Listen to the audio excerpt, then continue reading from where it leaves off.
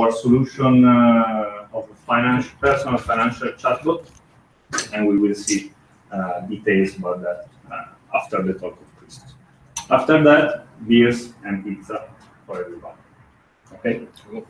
Good stuff. Thank you.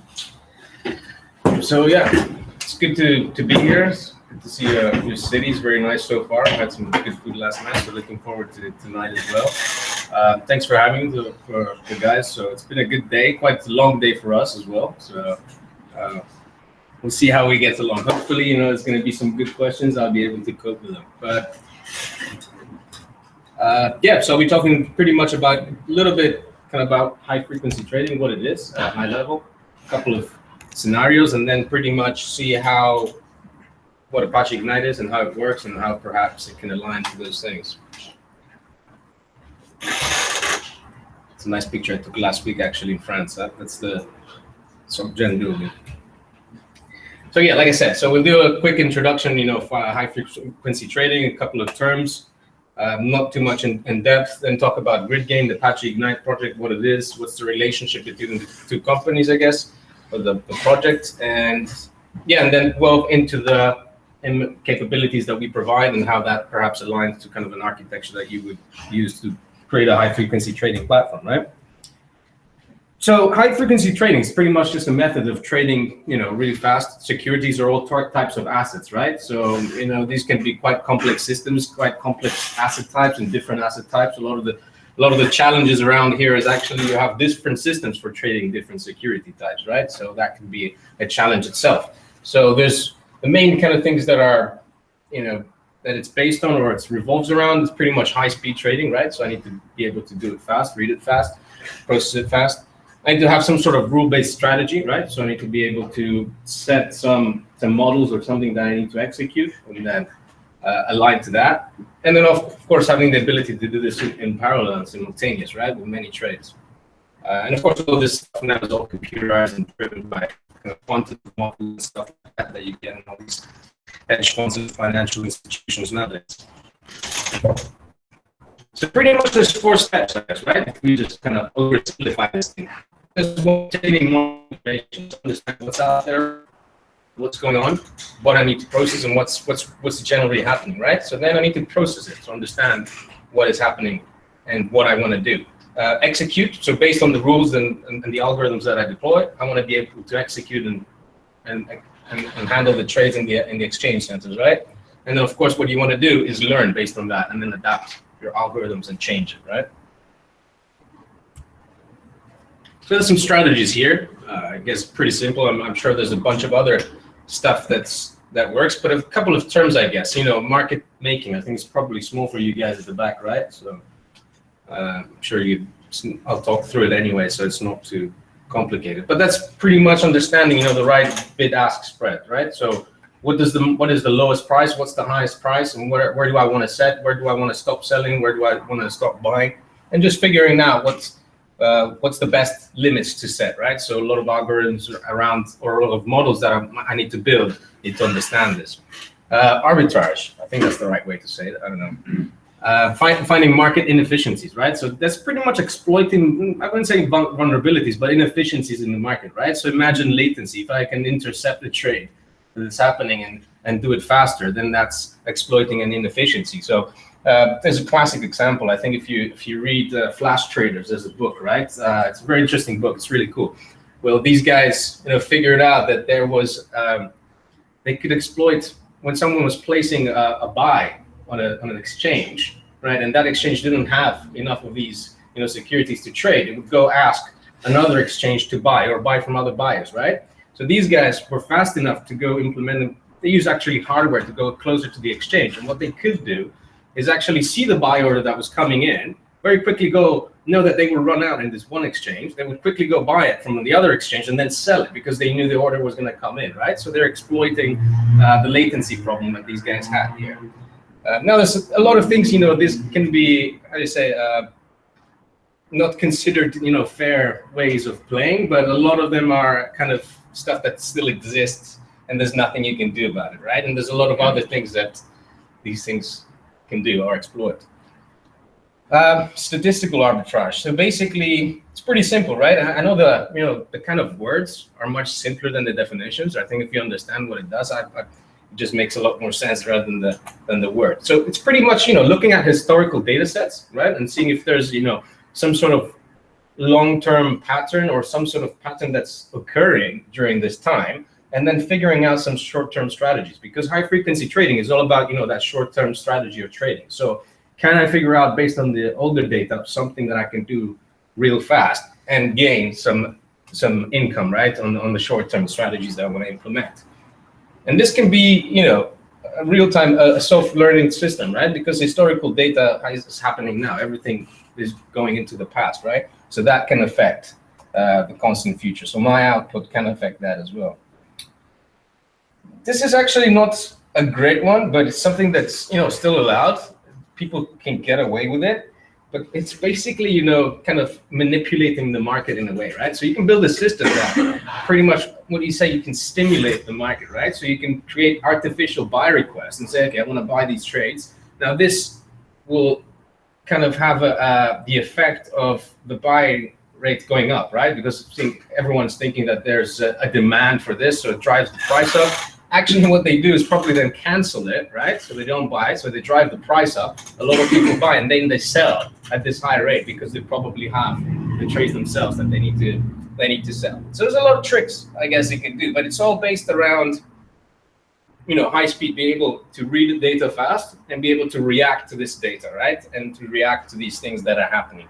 This is quite a new one, actually. It's very interesting setup, which is basically the ability to kind of do news scraping, right? So you're able to go to the different news sites or the different blogs and understand the different sentiments or stuff that's occurring, and basically you use this to anticipate changes in the market, right? Anticipate price changes. So, and this is based on physical news happening, and not just looking at the statistical analysis of trades, but this is actually real events that are occurring that might affect something that's happening out there, right?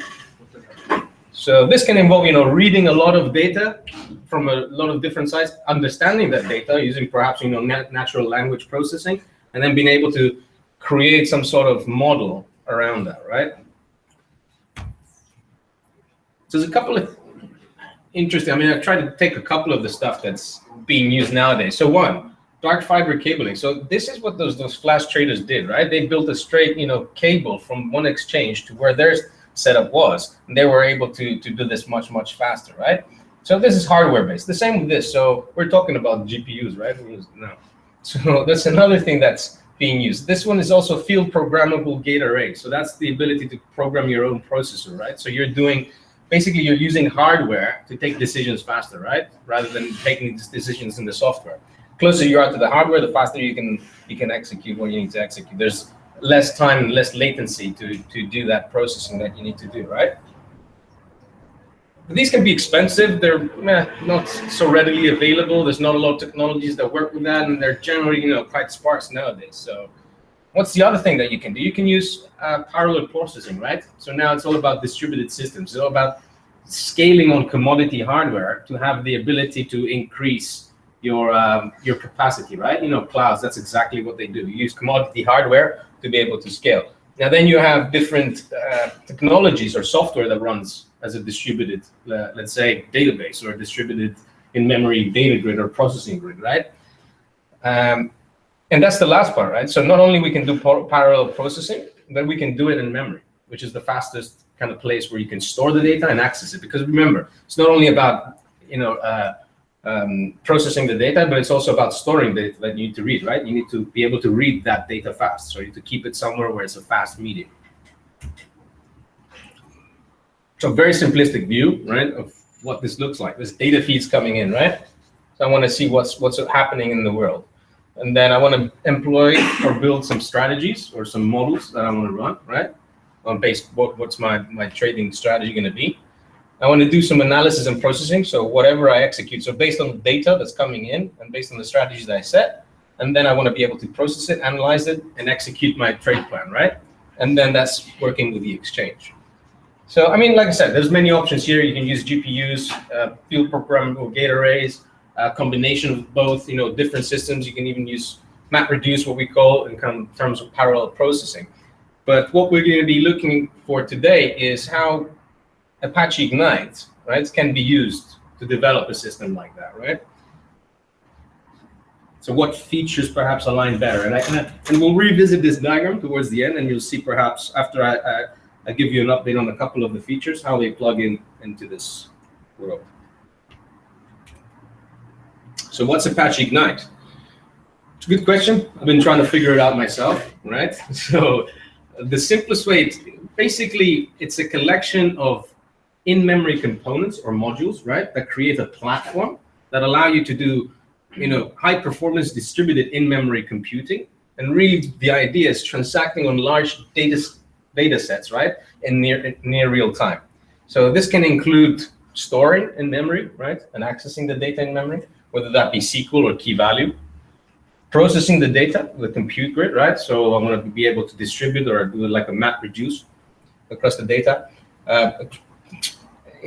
Exposing some services that might be executing some of the functions. And then there's a bunch of other stuff that are much more low level that we can talk about. But it's all kind of based around this, right? It's all about clustering. So it's a distributed system.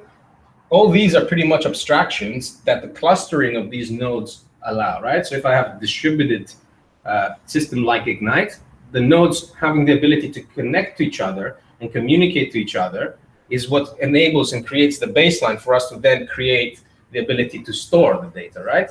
And then have the ability to distribute the data using this communication.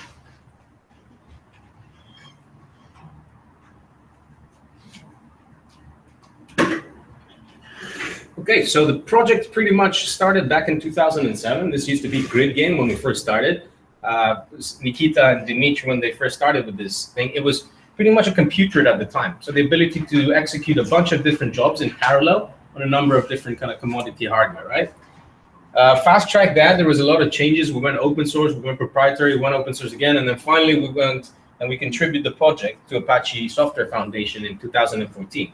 So pretty much took all the Grid Game code, renamed it to Apache Ignite, did all the API changes, went through the incubation, and created what we have today, Apache Ignite, right?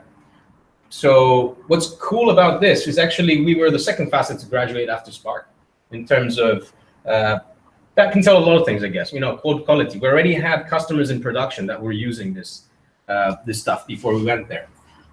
Contributions, right? So I'll do a little recap on what we did based on last year and how this has been rising. So it's a very active project right now. It's a very active community.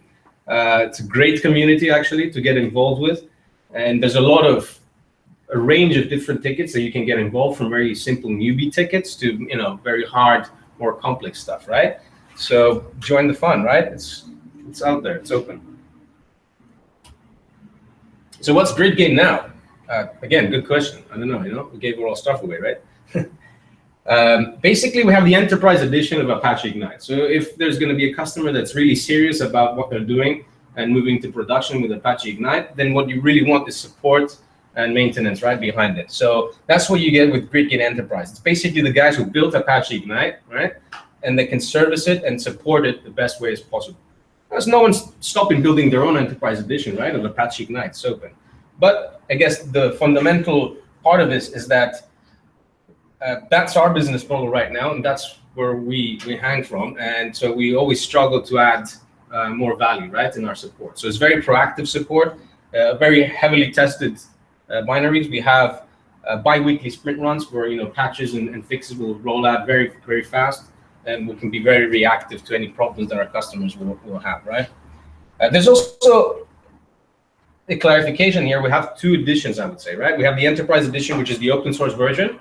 So in terms of API, by the way, it's exactly the same. We do not change the API and say, hey, this is a GridGen API based on Apache Ignite, right? You're dealing with Apache Ignite. All the core functionality is Apache Ignite. The only difference is if you want to use an enterprise plugin, for example, like data center replication, you configure it as a plugin and then you have proprietary code there. But in terms of touching the open source project, we don't want to have any sort of vendor lock-in, right? We want to keep it as open as possible. And then we have also the professional edition, which doesn't include any enterprise features, and it's pretty much support on the open source project, right? So, and it's different SLAs, and then it depends what you want to kind of do there. So that's kind of our role right now, and we're the kind of custodian big number of contributors right now in Apache Ignite is our grid game guys, right? So a couple of use cases, not only, high frequency trading is one of them that probably makes sense, but there's a bunch of other ones, right? Most of them are pretty much in financial services. So that can include fraud detection, risk analysis, insurance rating, modeling. So it's all about, understanding and running stuff like, pricing grids, right, on top of it, or risk calculation engines, or portfolio valuation engines, where you need to, on demand, for example, on a daily basis, recalculate all your positions in a portfolio, right? So that's where you can spread out on a big kind of grid, do your processing, and then write your results. We're seeing quite a bit of interaction now in the travel and e-commerce industry, which is very interesting. A lot of customers also that we're getting, we are seeing using Ignite, they can also embed it in their product, right? And resell it as part of their solution or resell it as part of their SaaS platform.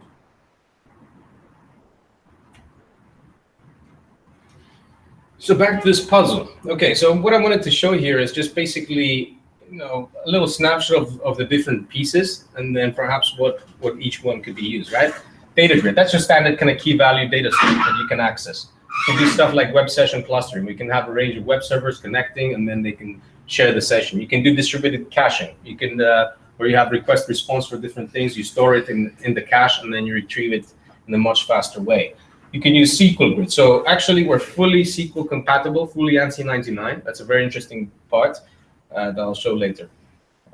Compute grid, right? HPC, machine learning, risk analysis, grid computing. Now there's actually, we just released a new machine learning library similar to Spark. It's still in beta mode, right? So, but there's a lot of stuff that's included. And like I said, it's a growing project. There's a lot of things being added on a daily basis, right? We also support streaming. So that's about kind of ingesting the data in real time and be able to process it in real time and do something as it happens.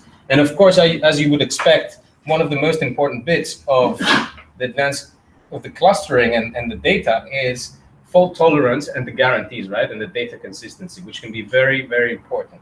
So basically, you can refine or configure to be from eventually consistent or to being fully consistent, right? So if you know about the CAP theorem, what you can do is you can opt in for availability and partition tolerance, or you can opt in for consistency and partition tolerance, right? Because we have to be partition tolerant because we are distributed grid anyway.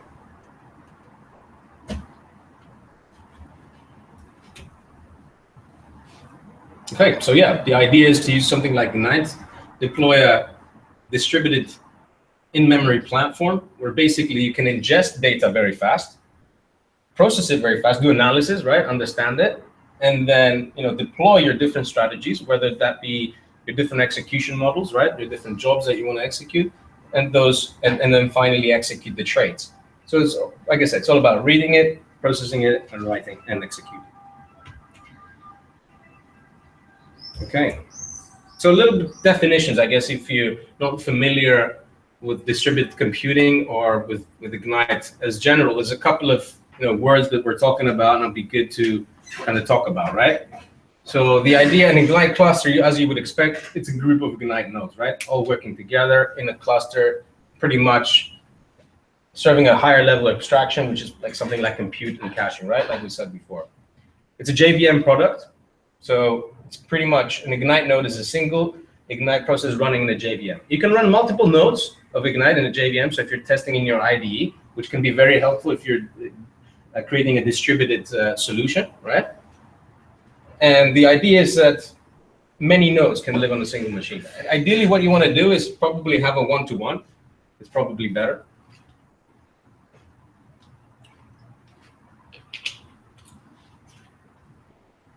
This is an important part here. Ignite nodes can be clients or servers. Now, it's not in the traditional client-server mode. The idea with client servers is that they're all equal. So within a cluster, I think this is a better example here, clients can connect. They're actually topology aware. So the idea here is that you're able to be aware of any topology changes that are occurring in the cluster, right? So if we need to do, if a node leaves the cluster and you want to do dynamic rebalancing, then that's supported out of the box. The client will be aware as well. So if you're using any sort of affinity, which is basically the way you do partition scaling, then you're able to be aware of that and change your strategy on the fly.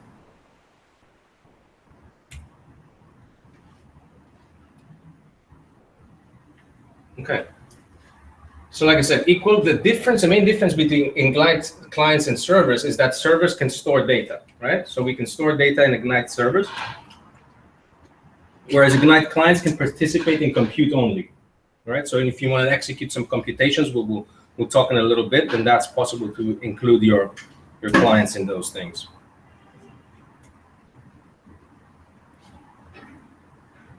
So this is a high-level architecture. I think it's very kind of easy to understand. So we've got a distributed system. We've got Apache Ignite in-memory computing platform.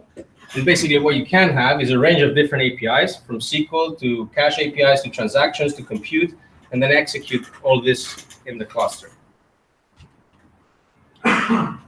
It's fully JCache compliant. So if you're familiar with JCache, then you can use that. We've got external integration with databases, which can be very helpful. ACID transactions, so that's full data consistency in memory, right? ANSI 99 query capabilities with SQL. And what's interesting here, I think we'll see on the next slide. Okay. So let's talk about how we actually store the data and how we process it, right? So there's two main modes. We have a replicated cache. So that's generally the idea of, as the word denotes, you just kind of replicate it to all the nodes that you have in the cluster, right? It's pretty simple. It's basically having a partition with n-1 backups. So all the data is on all the servers. If you lose any of the servers, you still have your data, no problem. What you can have also is a partition cache, right? So that's splitting up the data across the number of servers that you're working with. What's interesting here is that you can have any number of backups. So what that means is if I lose any one of these servers right now, I still have my data and I can still recover. What will happen is you will have dynamic rebalancing of the data around that's occurring, right? So I lose that, then backup, if I lose C, for example, then the backup C here will be spread to the other primary partitions, and then new backup will create it for that, right? And distribute it across. You can also support near caches. So when you you can near cache partition data either on client side or even on the server side, right? Remember, the nodes are always behaving in the same way. What's interesting here is, of course, you can have a mixed cluster of replicated caches and partition caches, right?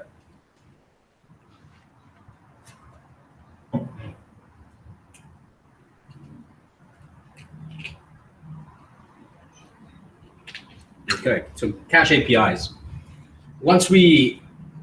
So we said there's ways we can get the data into the cluster, right? So we can use what we call an Ignite streamer to write data into the servers. And then what we can do is use different APIs to read this data and process this data, right? So we can have scan queries, which pretty much scans all the data. So imagine, trades or market data coming in, and then you need to scan this data and take a decision, right? You can use text queries where you can just search the text or the screen, pretty much simple like Lucene indexing. So whatever keys or values, you can do full search in there. You can use, of course, SQL queries like we support, we said. Are you okay? Yeah. Getting excited, right? And of course, what's very interesting is we support like JDBC and ODBC. So you can connect and treat it as a database. You also have support for DDL and DML. So you can be able to just interface with it just using JDBC. Or you can plug in your BI tools using ODBC and then visualize that.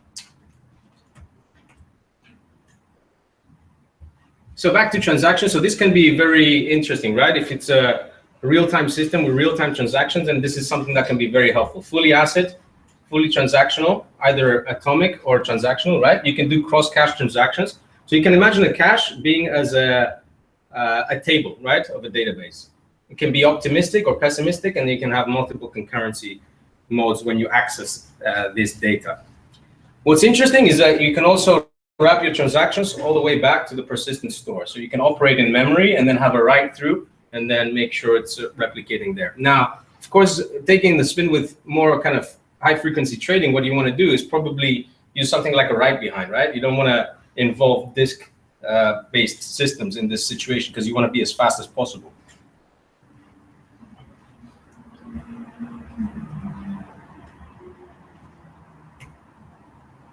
So again, a little bit more, like I said, on the SQL part, I probably already talked about this. Again, what can be interesting here is in trading, I mean, you might want to run some very interesting queries to understand what your data is and how it's operating and how you can react to it, right? So you can run an interesting query where you understand, based on some historical data, how that trade or that security, operated, and perhaps what your short-term strategy might be to trade this, right?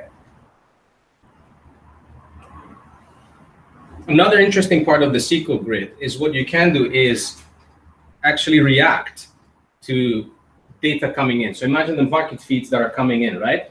You want to be able to, based on new feeds or new information that's coming in, trigger different pieces of business logic, right? So the idea is you can create a continuous query. Imagine this if it was a trade execution engine, right? I would have a trade validation piece and then a trade execution. So a new piece of information comes in, I train my model, or I take some decisions based on my logic, and then I execute the processing. The idea here is that we intercept the data that's coming in, and then based on that interception, we trigger a filter that triggers a local listener that then executes a piece of logic, right? This can be asynchronous or asynchronous, and these can run separate kind of pools from the general public pools of Ignite. So this can be very interesting. Remember when we said about streaming data in very high speeds. So you can ingest the data in what we call data streamers, right? So these basically you can connect to different queues. Imagine if you have a Kafka queue that's coming in and spreading different market feeds, or a RabbitMQ feed that are feeding from a different system. You can plug it in, and basically you can do some transformation and then write it straight into the grid. Then you can employ something like a continuous query to execute your trade engine, right, or your trading logic. And then what you can also do is use the SQL APIs to retrospectively analyze and run some model analysis to understand how it's performing, right? And then perhaps based on these results, you retrain your computational model that processes and executes the trades.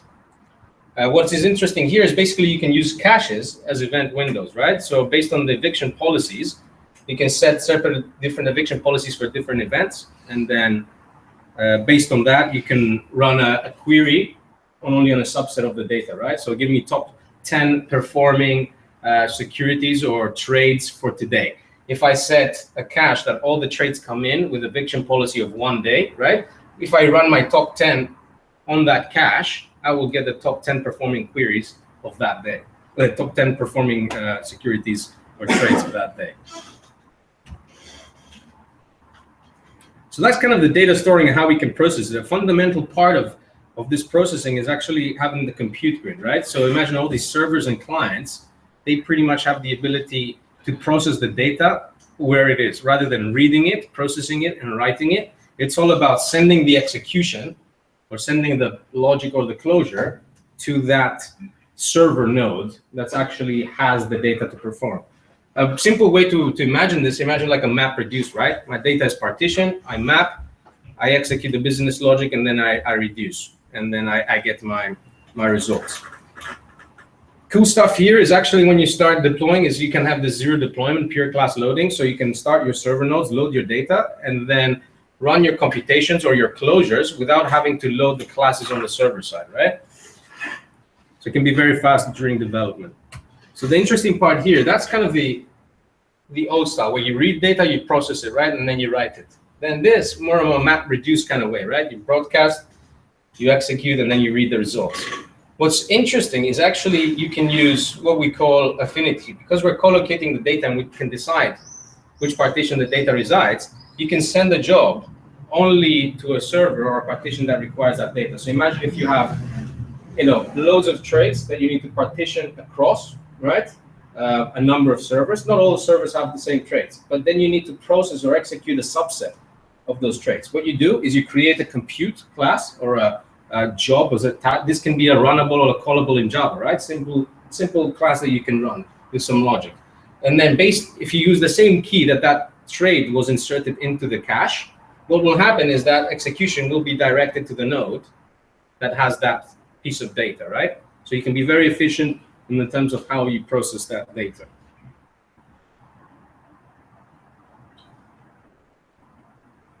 So yeah, very simplistic kind of view this goes a lot deeper, and I think, you know, the strategies you employ to partition your data and process your data, it might sound easy in the beginning, but it's very important to try and collocate your data correctly to be able to process it correctly, right?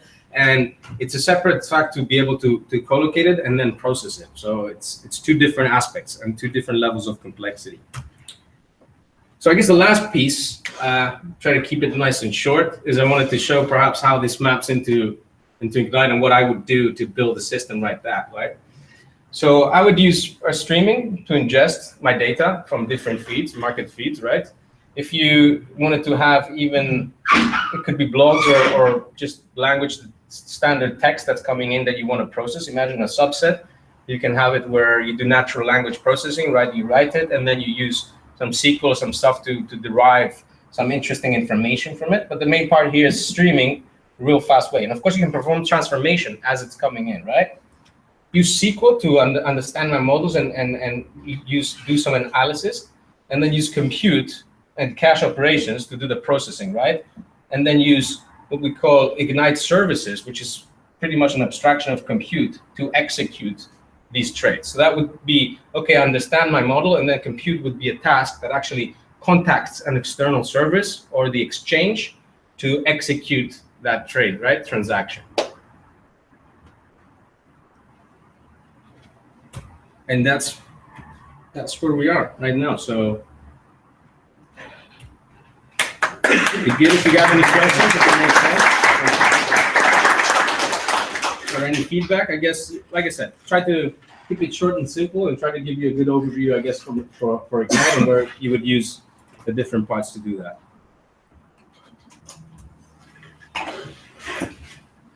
What's the maximum frequency that these systems are able to obtain? You mean Ignite as a like a benchmark? Depends on what operation, right? Trading systems using Ignite. So it's a good question, right? You know,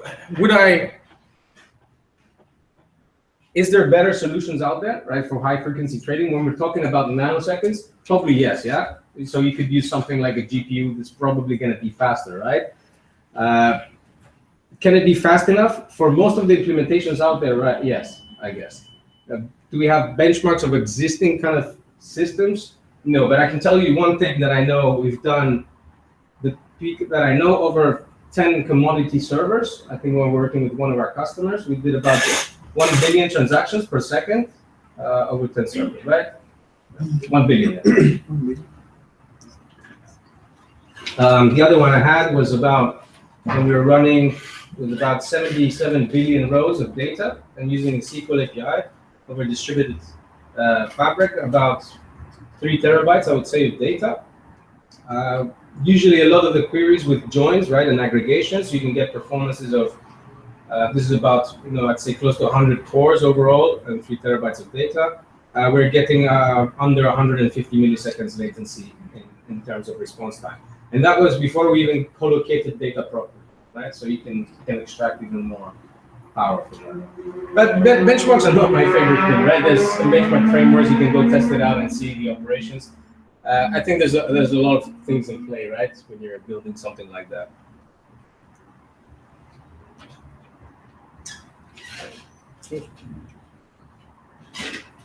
All good? Okay. Thank you. Thank you.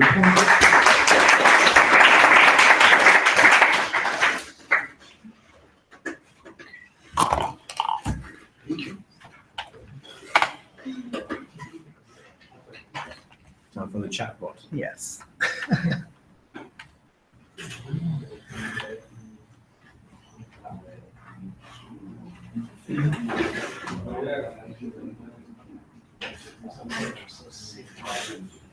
Ok, switchiamo sia lingua, torniamo in italiano, e un pochettino anche contesto, ovvero intanto chi sono? Mi chiamo Matteo Bovetti, sono sviluppatore, lavoro in Agile Lab, mi occupo da qualche mese di big data e di applicazioni web distribuite. Gli scorsi mesi abbiamo creato un prodotto che abbiamo denominato Moose. Moose è un chatbot che permette di interrogare e di ottenere delle informazioni dal proprio conto corrente, poi vedremo anche come Virtual CFO, utilizzando il linguaggio naturale. Per arrivare a questo, ovviamente, c'è una parte di analisi del transato, di classificazione delle transazioni, che è un progetto ovviamente Big Data, che abbiamo condotto con gli algoritmi specifici. Prima di arrivare a questo vi presento un attimino Agile Lab velocemente, una società che opera in ambito Big Data, sviluppiamo progetti in ambito Big Data, facciamo consulenza, training e analitici al nostro interno tramite il nostro cluster. Questa è un overview delle tecnologie che utilizziamo per condurre i nostri progetti e soluzioni. Come vi dicevo, Moose è un prodotto che abbiamo costruito, attualmente è una soluzione B2C e B2B. B2C, fronte di appunto un meccanismo di analisi delle transazioni, di classificazione delle transazioni che abbiamo messo in piedi, permette di fare varie operazioni, tra cui interrogare appunto il proprio transato, predisporre bonifici, quindi classici attività dispositive che si fanno col proprio home banking, permette di avere sotto controllo la propria rubrica con i propri IBAN, tutto questo in maniera conversazionale. Virtual CFO invece vi presenterò quella che è una roadmap, ovvero ci piacerebbe costruire, lo stiamo iniziando a fare con i primi clienti, un meccanismo che analizza quelli che sono sostanzialmente gli elementi che ogni azienda va a toccare con mano, come ad esempio il cash flow, anche qui l'analisi del transato, quello che è flussi in ingresso, flussi in uscita, i vari alert che un'azienda deve avere sott'occhio settimanalmente. Prima di andare a fondo sulle funzionalità, vi faccio un overview architetturale di quello che è effettivamente tutto il prodotto.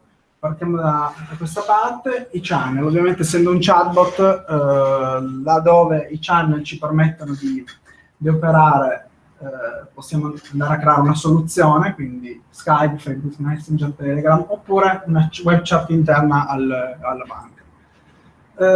I channel si interfacciano con un'applicazione di front-end, che non è nient'altro che un'applicazione ASP.NET MVC, dove all'interno risiede il bot framework, quindi la soluzione che Microsoft ha costruito per sviluppare questo tipo di applicazioni.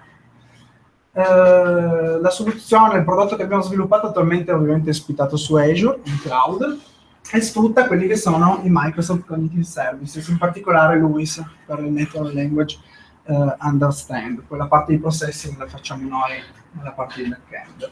Non so, chi di voi ha mai utilizzato i Cognitive Services di Microsoft? Sa cosa sono? Deve essere utilizzati? Ok.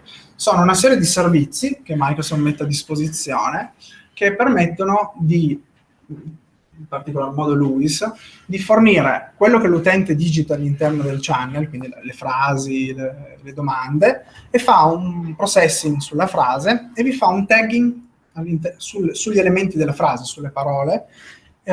Ovviamente questo è stato possibile farlo perché lui supporta, ad esempio, l'italiano, okay? E vi ritorna la frase taggata, che è stata digitata dall'utente, indicandovi, ad esempio, se quella è una categoria bancaria, se quello è un time frame, quindi una data, eccetera. Avendo a disposizione questo tagging, noi abbiamo potuto costruire quello che è chiamato bot backend, che sta, vedete, all'interno della banca, no? Che è potenzialmente il nostro cliente target.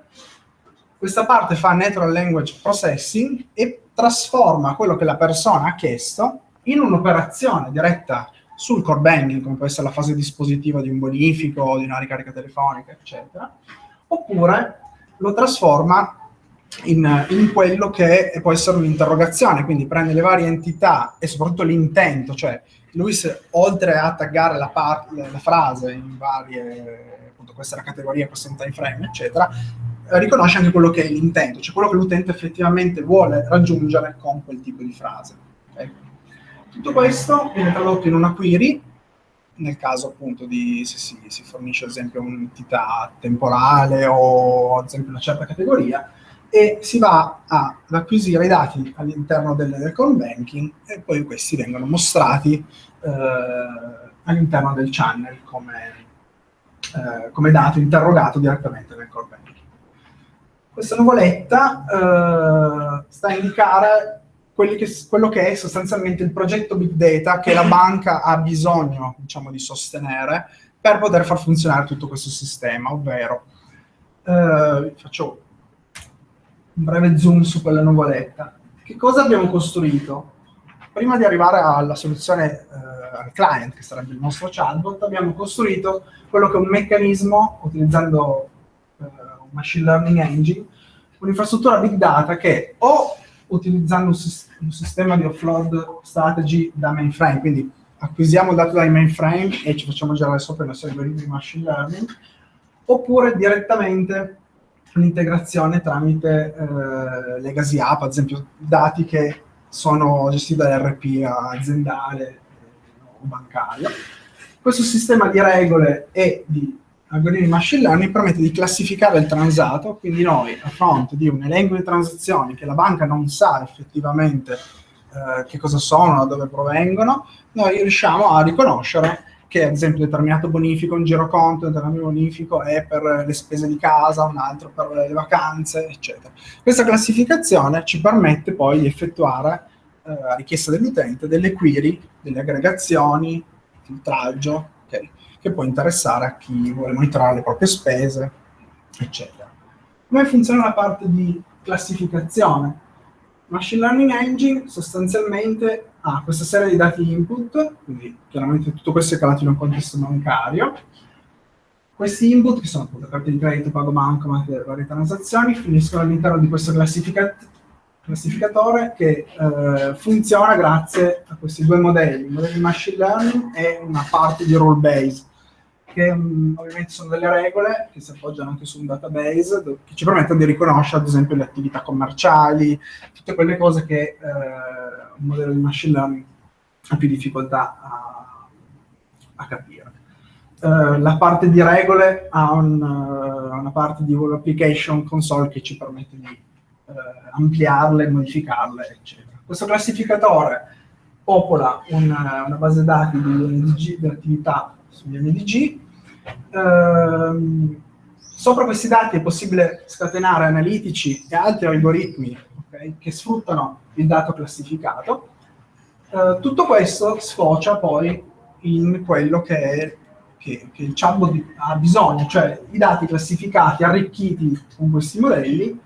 E qui immaginate che oltre al chatbot ci potrebbero essere anche applicazioni web o altri tipi di sistemi che utilizzano il dato classificato e arricchito.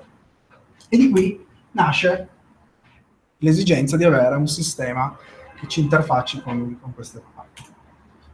Multichannel. Il chatbot, appunto, riusciamo a questa soluzione a deployarla su diversi canali. WhatsApp, ad esempio, non è ancora pronto e Skype for Business nemmeno, quindi abbiamo sostanzialmente questi 4. Abbiamo pensato alla sicurezza, quindi abbiamo sia nella parte di POC che abbiamo implementato sia presso i clienti, abbiamo quelli che sono i tipici sistemi di sicurezza che vedete anche negli home banking, quindi one time password o l'SMS PIN sulla conferma ad esempio di un bonifico, di un'operazione dispositiva, eccetera. Stiamo lavorando su quello che ci mettono a disposizione i vari device come il riconoscimento dell'impronta digitale o